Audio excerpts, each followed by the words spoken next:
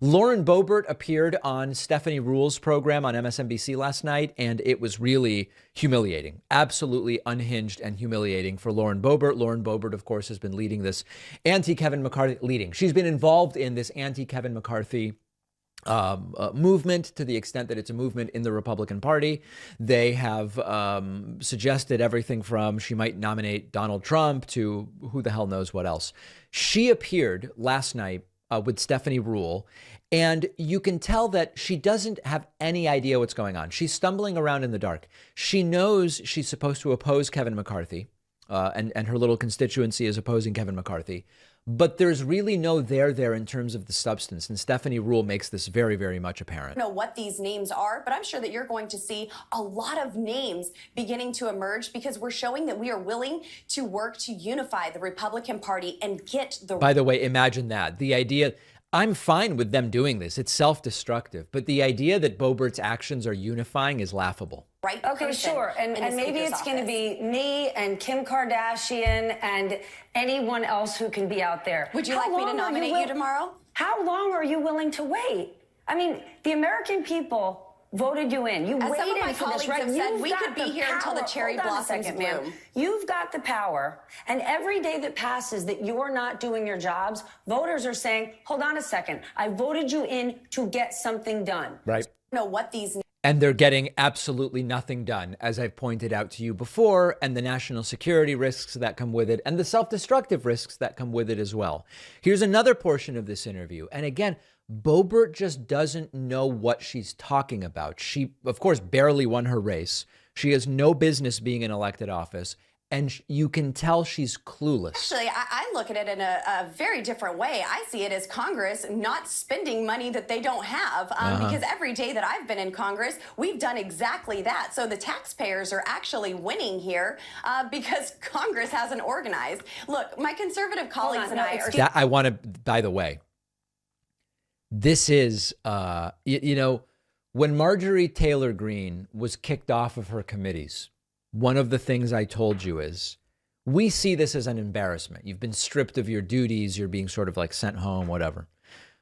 If you believe that Congress really shouldn't do stuff, if you are actually one of these supposed small government conservatives where you kind of want Congress to do and government to do as little as possible, you actually see some of these things as wins. And what Boebert is arguing, I don't know if Republicans are really voters are thinking about it this way, but she's saying, listen, we run at a deficit. And so the longer Congress does nothing, the better it actually is financially. Now, of course, the absurdity is taxpayer dollars are still paying for what's going on in the House chamber. It's just they're voting for speaker over and over again. It's still the same waste of money she claims doing stuff is, but she's trying to tie in that small government ideology in a way that's just laughable. I'm going to interrupt you. For commitments on what the American people want to see. Sure. With every passing day, it's not that Congress isn't spending money. Anything that was put in place... Oh, okay. So it's Stephanie Ruhle making the argument I'm making. During Nancy Pelosi's term, none of that is going to stop. And until you put a speaker in place, nothing that you want to do is getting done. Right. Well, unfortunately, the Senate took away our authority to even work with a budget for the next 9 months. Nancy Pelosi is ruling with a dead hand anyway. They just... Stephanie Ruhle is completely correct. I mean, just 100% completely correct. And then another funny moment here where Stephanie Ruhle points out to Lauren Boebert, you barely won. That secure our southern border and balance a budget and the American voter does want Congress to work together, right? Look at your last election. You represent a red district that Donald Trump handily won, and you won narrowly. And the takeaway for the entire midterms is that the country said, we are done with hyperpartisanship. We want Congress to get to work and to work together. We saw today Mitch McConnell, President Biden, Mike DeWine, them working together, talking infrastructure in Kentucky. And what you're doing today is blocking your own party. Is that what your voters asked you to do? So what I hear back at home all the time from my constituents is they're furious about what the Democrats have been doing all of this time. They're furious about the border crisis, the energy crisis, the historic inflation, and so much more. And we will handle these issues and conduct serious oversight real soon when we get the speaker's position right. It's been 2 days. It's not the end of the world. We are going to come together. We tried to do this privately. Unfortunately, Kevin McCarthy wanted to take this battle to the floor. And that's where we're at right now. Yeah.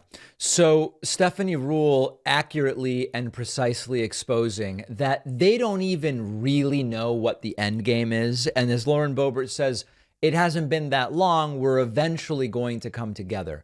At this point, enough damage has been done that, I mean, listen, eventually there's going to be a Speaker of the House. If it is indeed a Republican Speaker of the House, which it most likely will be, although there's a scenario in which Hakeem Jeffries becomes the Speaker and just nothing gets done because Republicans would still be in the majority, it will be a weakened Speaker. It will be a Speaker lacking credibility, and it will be a Republican Party lacking credibility as well. Hannity's been right by saying they're turning this into a clown show and they're turning this into a game show.